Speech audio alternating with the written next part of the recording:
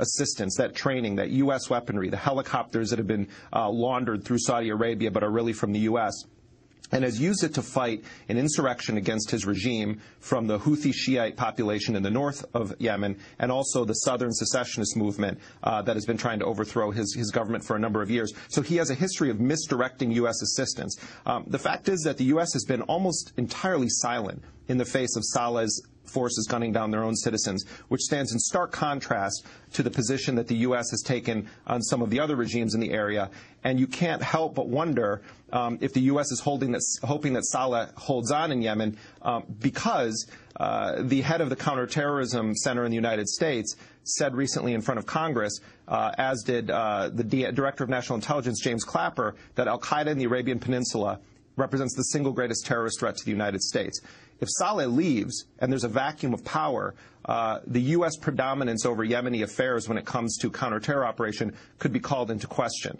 The last thing I'll say on this is that I've spent the past couple of months talking to former CIA people, former special operations people, former Defense Intelligence Agency people who've all worked on Yemen for many, many years.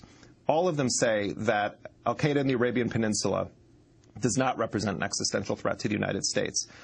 There are one-off incidents like the underwear bomber, Abdul Farouk Abdul Muttalib, who was trained in Yemen. There are connections with Anwar al-Awlaki and others who have committed acts of terrorism. But we're talking about 300 to 500 people that are on the ground there in Yemen. So it's sort of like you use not just a sledgehammer to conduct an operation that should be done with a scalpel, but you actually use like a howitzer, to conduct these operations. And the U.S. has forces on the ground in Yemen that have been directly killing people in unilateral operations.